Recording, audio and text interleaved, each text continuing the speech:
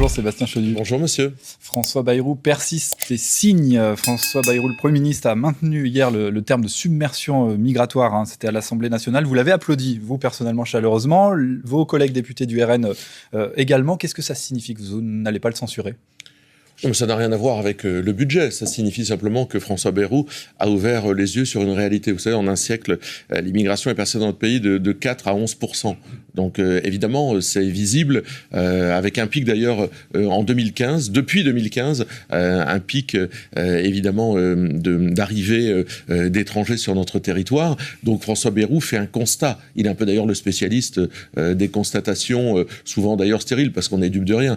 Parce qu'il fait des constats qu'il dit ce que nous disons depuis des années et qu'il en tirera les conséquences. Alors Sébastien Chenu, moi j'ai d'autres chiffres, des chiffres de l'assurance maladie, vous savez, qui se basent sur cette population clandestine qui touche l'AM, l'aide médicale d'État. C'est à peu près un peu moins de 500 000 personnes, soit entre 0,5 et 1% de la population. Et sur la population étrangère en France, c'est-à-dire ceux qui n'ont pas la nationalité française, mais qui sont en situation régulière, c'est à peu près 7 à 8%. On est loin de la submersion migratoire, là. Non, parce qu'en fait, vous avez deux difficultés. Vous avez une augmentation du nombre d'étrangers réguliers. Moi, je vous ai cité les chiffres de l'Observatoire de la société, qui vous dit qu'en un siècle, on est passé de 4 à 11%. Mais vous avez aussi différents types d'immigration, avec des immigrations qui s'assimilent de moins en moins, pour deux raisons. Nous n'avons pas de capacité assimilatrice dans notre pays. Nous ne les avons plus. Donc vous choisissez vos chiffres, en fait.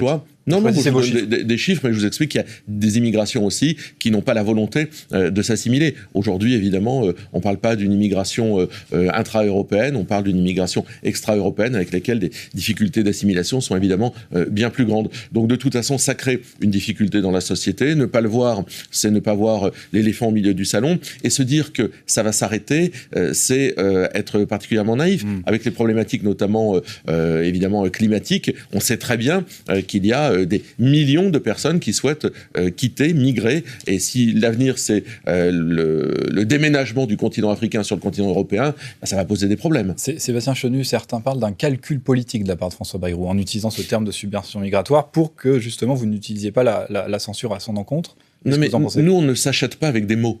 Si le Parti socialiste, lui, s'achète avec des mots, eh bien, il en paiera. Ils ont obtenu des gages, 4 000 enseignants, postes d'enseignants non supprimés. Moi, je veux dire, je dénonce le manque de 88 enseignants dans les Hauts-de-France, par exemple, à la rentrée prochaine. Donc, si le Parti socialiste se fait acheter pour pas cher, c'est pas notre cas. Nous, on n'est pas dupes. François Bayrou fait un constat. On est d'accord avec le constat. On applaudit le fait qu'il ouvre les yeux sur ce constat. Mais en réalité, on entend aussi le ministre de l'économie et des finances qui dit on a besoin d'une immigration de travail, ce à quoi nous nous opposons. Donc les socialistes, évidemment, et en même temps, de nombreux restos en France ne tourneraient pas sans cette immigration de travail. Non, mais ça, c'est aussi un peu un fantasme. Les gens qui font le ménage dans les entreprises. Non, mais c'est aussi un peu un fantasme. Il y a une différence entre les grands centres urbains, dans lesquels c'est très difficile d'avoir une population, une embauche, des embauches dans les restaurants, parce que c'est dur. Pas d'immigration de travail. Parce que c'est dur de se loger, c'est dur de se transporter et qu'on est mal payé. Et puis en province, donc une immigration de travail, si elle est légale d'abord. Si elle est légale et qu'elle vient aider, notamment en matière de santé avec des médecins, on peut regarder. Mais je veux dire, aujourd'hui, on a 5 millions de chômeurs, on a des gens qu'il faut former pour des vrais métiers, on a des besoins, on a une problématique de salaire dans notre pays. Moi, je pense qu'il faut travailler sur les salaires, la hausse des salaires, et ensuite, on verra si ce qu'on est capable de faire. Mais on n'est plus capable d'assimiler des centaines de milliers de gens qui viennent du bout du monde. Sébastien Chenu, vous disiez à l'instant, nous, au RN, on ne nous achète pas avec des mots, contrairement au Parti socialiste, ce sont vos termes, c'est votre expression. Quelle est la stratégie désormais du Rassemblement national ? Elle n'est pas très claire, on ne sait pas trop ce que vous voulez faire. Est-ce que vous êtes, comme avec Michel Barnier à l'époque, on impose nos lignes rouges et s'il les accepte, ok, il n'est pas censuré. Vous êtes sur quelle stratégie désormais ? Mais il faudrait savoir quel budget on va nous proposer. Moi, je suis désolé, mais vous ne pouvez pas savoir, ni nous ni vous, ce que François Bayrou va nous proposer comme budget. Puisque, on le saura demain à l'issue de la commission mixte paritaire. Voilà, il y a un texte au Sénat qui, la ministre du Budget l'a dit, n'est pas le texte du gouvernement.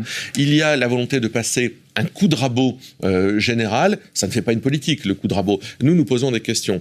Quid du coût de l'immigration et de la volonté de faire baisser les dépenses liées à l'immigration ? Vous avez parlé de l'aide médicale d'État, c'est plus d'1,2 milliard. C'est exponentiel, chaque année ça monte. Donc quid du coût de l'immigration ? Est-ce que le gouvernement, après les propos de François Bayrou, va s'attaquer au coût de l'immigration ? Quid du coût de l'Union européenne, de notre contribution ? Là encore, on est attentif à ça. Et puis après, il y a des choses très concrètes. On voyait qu'il voulait baisser l'indemnisation des jours d'arrêt maladie. Où en sont-ils? Donc on va regarder tout ça. Donc mais si aujourd'hui, tout ça ne bien figure pas dans le budget, ce sont vos lignes rouges, vous censurez François Bayrou. On est d'accord? En tous les cas, on ne votera pas le budget. Ce budget qui ne s'attaque pas aux grands tabous de notre société, aux grands totems, qui fait des choix d'austérité à coups de rabot et qui surtout handicape la France de demain, puisque je vois qu'il y a 640 millions d'euros en moins, par exemple, pour la recherche. On devrait miser à fond sur la recherche, l'intelligence artificielle, etc. On devrait être vraiment sur ces sujets-là. Ils ne le font pas. De toute façon, on ne votera pas le budget. Est-ce qu'on censurera ensuite? On va voir ce que le gouvernement... Vous savez qu'en général, on fait bouger les lignes. Je vous rappelle que les 7 heures de travail gratuit, visiblement, ils ont reculé parce qu'on a râlé. La taxation sur les retraités, la taxation sur les retraités, c'est nous qui l'avons fait reculer. Vous dites on ne votera pas le budget du côté du Rassemblement national. Est-ce que c'est vraiment responsable ça? Vous répétez à longueur de journée que vous êtes un parti qui se normalise, qui est responsable, qui respecte les institutions. Si vous ne votez pas le budget, ça veut dire que la France... Il faut voter n'importe quel budget, en fait. Il faut voter n'importe quel budget pour le plaisir de voter un budget. Il faut voter le budget que Michel Barnier préparait, qui assassinait les collectivités, qui assassinait les retraités, qui assassinait le pouvoir d'achat des Français. Il faut voter n'importe quel budget. Non, monsieur. Nous, on a été élus sur des idées. Alors, je sais que ça paraît, en général, un peu fantasque de défendre des idées en politique aujourd'hui, mais nous, on a été élus sur des engagements, des idées, le pouvoir d'achat, défendre la France qui travaille ou qui a travaillé, et on continuera à défendre ces idées. Un mot sur la fin de vie, ce texte que François Bayrou souhaite scinder en deux parties, d'un côté les soins palliatifs, de l'autre côté l'aide active à mourir. Est-ce que vous êtes favorable à ce que, en effet, deux textes soient examinés à l'Assemblée nationale? Oui, je pense que c'est plus utile. Je pense que c'est plus intéressant. D'abord, la problématique des soins palliatifs. Vous savez qu'il y a un certain nombre de départements en France qui n'ont pas d'unité de soins palliatifs. Moi, je suis évidemment favorable. Là aussi, je pense qu'il faut dégager des moyens. Il faut aller à fond sur les soins palliatifs. Et quand on traite ce sujet, on traite en réalité 80% du problème de la fin de vie. Puis après, un texte sur la fin de vie, évidemment, texte difficile qui fait appel Quelle est la position de votre parti, du Rassemblement national sur la fin de vie? C'est un sujet de société. On a la liberté de vote. Ça fait appel à des sensibilités, ça fait appel à des histoires, ça fait appel à des histoires personnelles bien souvent. Donc chacun est libre. Moi, je suis pas hostile à voter un texte sur la fin de vie à titre personnel. Alors aujourd'hui, la ministre de l'Éducation nationale, Elisabeth Borne, présente devant le Conseil supérieur de l'éducation un programme pour relancer dans les écoles, les collèges et les lycées le principe d'une éducation à la vie affective et sexuelle. Est-ce que c'est quelque chose qu'il faut relancer, en effet? Est-ce que c'est quelque chose qu'il faut imposer? Quelle est votre position au Rassemblement national? Bon, d'abord, Madame Borne nous avait dit en étant nommée qu'elle n'était pas une spécialiste de sujet, elle est en train de nous le prouver. Moi, je pense qu'on attend d'abord de la ministre de l'Éducation nationale qu'elle dégage des moyens, qu'elle aide les professeurs à retrouver de l'autorité, qu'elle travaille sur des sujets de fond, l'enseignement des matières évidemment fondamentales, les atteintes à la laïcité, qu'elle s'investisse dessus. Je veux dire, c'est ça qu'on attend d'abord. Elle peut lancer ça et faire le reste aussi. Oui, mais enfin, visiblement, elle est beaucoup moins investie sur le reste. Moi, je pourrais trouver ça intéressant à plusieurs conditions. D'abord, que ce soit des professionnels et non pas des associations militantes qui viennent délivrer un message politique, des professionnels qui encadrent ça. Donc, on va voir de quoi c'est fait, mais je crois que le gouvernement a reculé par rapport au texte de la ministre précédente et que ce soit pas bercé d'idéologie.